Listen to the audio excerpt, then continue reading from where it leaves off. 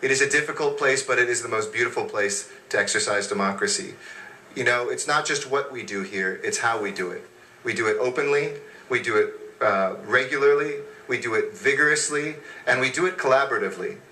Around the country, we see people fighting with one another about what they see as differences. Here, we sometimes don't grab the headlines, but we quietly have the conversations behind the scenes, whether it's in our union and pension negotiations, whether it's doing the hard policy work of revitalization of parts of our city that takes literally sometimes decades. You all are those folks, and that's what I love about you, is that you come here and you go to your job every single day thinking, how can I get somebody back to work? How can I take somebody off the street? How can I build another park? How can I make sure that decent pay is the reward for hard work? And in 2 years, we've accomplished so much. Just to give you an idea, guys, we have balanced $1.6 billion of deficit. $1.6 billion of deficit since the economic downturn. $250 million in pension reform already. While other people talk about it in an abstract and a future thing, we have done that here. We have made sure that we stand up for ratepayers, the Department of Water and Power. We have made sure that our libraries will be back open. We have held the line on public safety and seen crime continue to go down. The list could go on, and in each one of your districts, I know there's dozens of things that we could talk about. But I leave you with this thought, which is, as you begin this, the 44th session of the City Council, and before the City Council, there was the Ayuntamiento here, and before that, there were probably councils that even the native peoples had to make decisions. Democracy can be difficult. Democracy can be painful, but democracy can be incredibly beautiful. Democracy can show us what is best about this city, that the children and the grandchildren and great-grandchildren of slaves, of laborers who built this place, of immigrants who fled genocide and war, can come here in this city, the most American of all cities, because America, after all, is about the idea that there are not barriers that hold us back. It is the strength of our idea, the size of our heart, and the willingness to work that gets us forward. And you think about other places, the East Coast and other places, you'd have to wait years to be where you are right now. You are here. Never forget who we serve, and I will never forget that I serve you. And thank you for the honor of serving as your council president. I have a concern that when you say that we're going to save roughly $316 million over the next 3 years, and the first item we're talking about is overtime implementation. And if I understand what we did on overtime, for the last 2 years, we've not given much cash overtime. And the officers will be getting time on the books. So I don't quite understand how we can count that as a savings if we spend $100 million in cash versus $100 million in time. And so we count that as a savings. If I understand the issue of the excessive sick time, that goes on the books where they were getting a check, but at some point when they retire, they cash out. And so how that is viewed as a savings is a concern. And then my final issue is, it looks like if I understand the issue of the retiree health, that's really a real savings of about $60 million, but that could creep.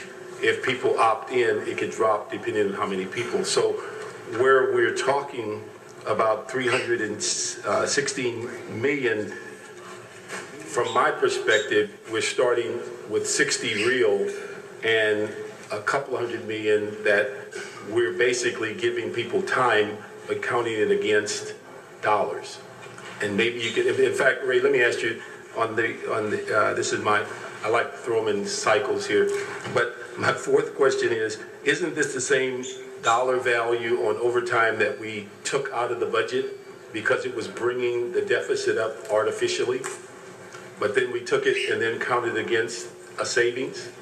Is that the same overtime? That is correct. Okay, I just wanted to know if I was alert. So maybe you could just answer those 12 questions. Sure. A couple of, to address a couple of your concerns. Certainly, we look at the 316 as savings over the life of the contract. It certainly is a large number, appears very large, but they are some, over the life of the contract, some real hard dollar savings. Whereas in talking and speaking to the overtime cap right now, it was There is no cash being paid, very little as far as on the reimbursement side. But basically, we had some savings this year and moving forward of roughly about $80 million. And if through the expiration of the existing contract, if we had to go back and actually pay those folks, we are looking at quite a bit of liability. So we do view this as really a hard dollar savings that we'll be achieving over the life of the contract. Likewise, with the excess sick leave payment, those are hard dollars that we would otherwise have to pay out. And by basically having those payments be banked and then basically paid out when the employee retires, yes, it does create a long-term liability, but certainly in the course of this contract, it is some hard savings. You also mentioned the retiree health freeze. That is, there was just roughly about 44 million or so, quite a bit. There are some things that are changing, some changing dynamics as far as the drop, people who are entering in the drop, who will opt in and actually pay the 2%, which then we actually save some money. And so while the 44 was presented, that is sort of moving somewhat. We still think it's going to be in the same ballpark, and ultimately we're going to have real savings over the next 3 years. And one thing I couldn't find is that on the actual increases that are spread over 3 years, what's the dollar value and the overall percent that we end up with? I'm sorry, I missed the first part of the question. When you go through the 3 years, we talk about 1% here, 1% there, 2% there. What overall, when we count 3 years, what's the percentage that we end up with, and then what's the dollar value? Seven. It's actually a 7% increase to the actual base pay over the 3 years, but the way we have it spread out, effectively during that 3-year period, it will cost us 4.3%. Okay, but then after the 3-year period, the 7 becomes real. Yes. Okay, and then what's the dollar value? During the, I guess I better put my glasses on. During the 3-year term of the contract, 30, 40, 50, it's about $55 million, which we factored in the actual savings actually do account for the expenses for the COLAs. Okay, and then after the 3rd year, what does that 55 go to?